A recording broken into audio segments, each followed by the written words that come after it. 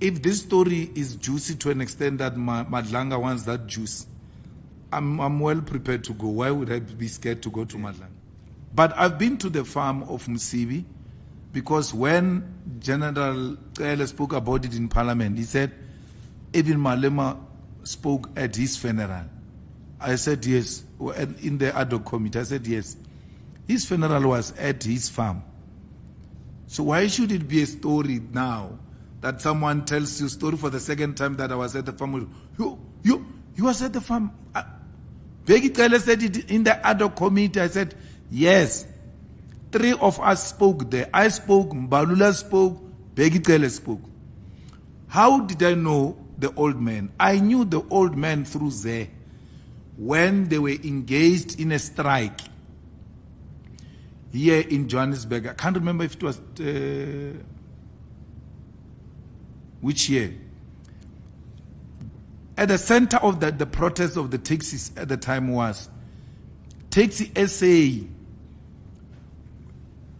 is refusing to give them shareholders, yet they're the biggest customers of Taxi SA. The Taxi SA is nothing without them. And I happened to know Zé, who was involved in those negotiations. And then Zé held a party at this place. I went. I can't remember where I was from. And I didn't know this man, but I was like, there's just something about this guy. They said, no, this is Musibi, the boss of taxis. So it made sense to have taxi people there at Zé's party because Zé works with the Taxi SA, is the one who do deals for them and all of that. Zé helped only to find that Zé helped them to break a deal. And then they got 25% of the shares in the Taxi SA. So this Musibi we are speaking about is a shareholder of a registered listed company called the Taxi SA. Who financed Musibi's deals? Was it Malema? No. What is this company called? What growth? It financed that part of the deal. Standard Bank put money in the deal. All different types of banks put money from Musibi to buy those shares in the Taxi SA. You're saying I gave him 80,000 and then you want to make it a story. How much did the bank give him for him to get a stake of 25% in a listed company at the Johannesburg Stock Exchange? Go and find out as to how much banks gave him Musibi. And stop talking nonsense of a person who's hallucinating. Were you with me when you say they called me at 12? Because it can only be that you were with me or you were with Musibi when you called me at 12. And then, were you there when I came with a bottle or anything? I never went to Musibi with a bottle. I never went to Musibi with money. I went to Musibi half the time to talk to him about taxis reducing their price, because he had an influence both in taxis and the buses. He's a founder of Santaco. They deal with my constituency every day. Millions, they transport them every day. So I knew him, and then he said his business is taxis, and from time to time we'll negotiate with him at the farm, here in Sandton at Zé's office, sometimes at that Sixen Hotel, and so on and so forth. Anyway, when I call, I'll find him and he's ready to meet me. I'll go and meet him and present my story. Zé even made me meet Padco people. That's how much he had influence in Padco, and how he has worked with them before, he knows them. And they will be saying they have buses. Sometimes they will want to drop us last minute. We'll ask him to intervene for us to get buses. So it's not the other way around. If anything, I'm the one who was negotiating discounts for activities and EFF activities. I went, spoke to them, and we never spoke any crime, me and them. Actually, the stories I'm hearing are horrifying stories that I've not experienced anything that suggests anything of that sort with those guys. Now, Msibi liked my brain and used to engage with me because the people around him, they were very scared of him. So someone told me that when you go there, you must just leave him to talk. Because if you speak, when he's speaking, he becomes aggressive. So he spoke, and then I tried to come in, and then I saw that thing those people were speaking about. But the mistake he did was to put a bottle that was containing a very noisy water. And he kept on encouraging me to drink that water. After 2-3 glasses, I tried speaking. And then he said, no, I'm going to finish. I mean, this is like now, more than an hour. I said, look, no one told me I'm coming here to be addressed by you. No one. They said we're coming to have a meeting. And then the next thing, I can't speak, I'm going to speak. Otherwise, this meeting must finish. Then he stopped and looked at me when I was speaking. Then he said, hey, I see that thing of parliament in real life here. Get exactly that. We can't do that. Then from there, I became used to him. This is what I said at his funeral. If there is a video, they can play it for you. And that's how we debated. It was not just a taxi man. A man will read, a man will argue, a man will analyze society and try to give ideas on where he thinks. And one of the things he did was he had too much time on his plate. So you could just call for you for an hour, and then you end up spending a day together because we're engaging at that time and no one is retreating. He knows Chairman Mao from A to Z, and he knows him without reading anything. He was fascinated by Chinese politics. So that's what made me to engage him, as it were. But unlike the people I've known, he has never spoken tenders. He has never spoken business with me.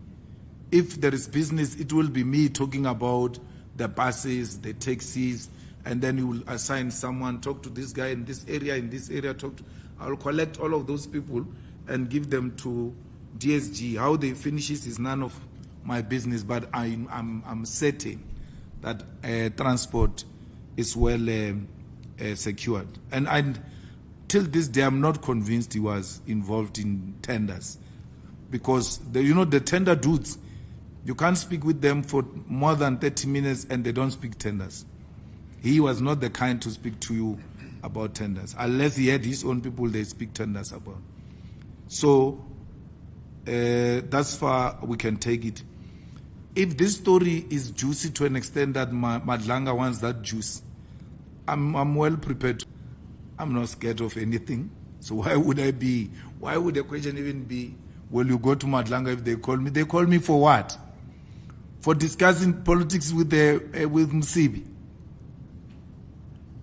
I mean, all of those supplementary affidavits, it's a nonsense. It's rubbish. It's not even worth the paper written on. Because the confirmatory affidavit means you must confirm that this happened. No, the fools being fools say in the papers, the ones that are confirming, the main applicant said, yeah, they called me and said, what we were saying in the podcast, it is true, it's true. Meaning, you said it without being told by these ones. And therefore, these ones can't be the ones that informed you about it because they came after. How can they be witness of something that happened after? Someone told you about this before. Who's that person? Who's that? These ones just heard you and the fanatics and they say, it's true, it's true. But that's after. That's after. You must look at my affidavit and supplementary, confirmatory affidavit. We speak about something we were together. We don't say we heard, we saw, we were there. No, the papers are there. Get them where you got them. They are there. Ikuruleni was still fighting with the ANC about Ikuruleni. And we hope to find a solution very soon because that budget was passed illegal. And if they are not going to move, we're going to take them to court for that budget to be declared invalid. So that can be avoided by political engagements. So they must give us to what belongs to us. Give Caesar what belongs to Caesar. They took our speaker, they took our MMCs, we want them back. You give us, let's go, let's work. It's as simple as that. The hatred was Dunga. Dunga is no more. Why did we hate Dunga so much? Because Dunga was smarter than you in all respect. He couldn't match Dunga. No, that mayor, he couldn't stand Dunga because he couldn't match Dunga. Got brains, thinking capacity, charisma, handsomeness, everything.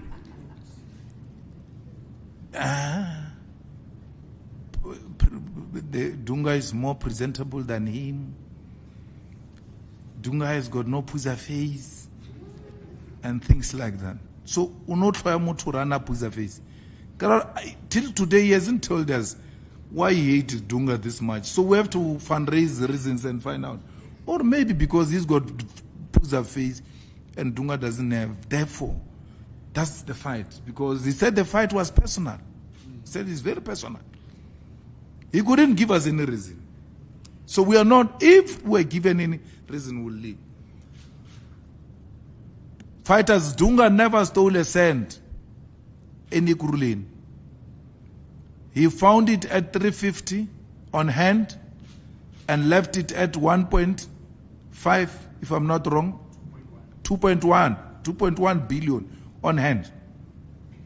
So how do you say such a person doesn't have capacity? How do you say that? That such a person doesn't have capacity? Who said all MECs of education are teachers? Who said that? Or education experts or anything of that? Who said the MEC of environmental affairs stayed in the bushes and did the environmental affairs studies and he understands environment more than anyone? Who said that? Those are political positions. The government is run by those who are qualified. That's why we always surrender ourselves with the best. That's why you saw his first picture to the office. He was accompanied by a doctor. That guy didn't do his PhD with burning of tires in the township.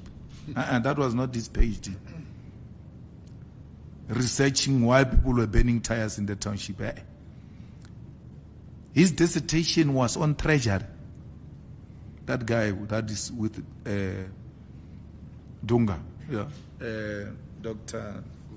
Guman. Now, Mbalula once tried to ridicule us. Not to go to school is a problem. Where he says, they brought an expert. They brought an expert. And we didn't have an expert. And he's proud that he didn't have an expert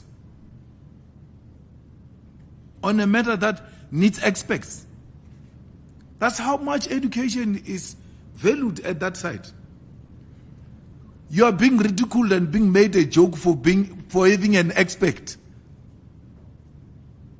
And that's the future. That's the future of South Africa. The president who has no understanding of the role of experts in society. Experts. We demonstrated to them that you might know us like this, but under us,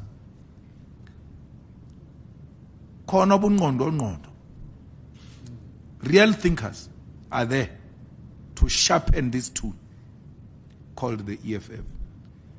They didn't have expert, he's right. He had wafflers, waffling. All of them eating from the palm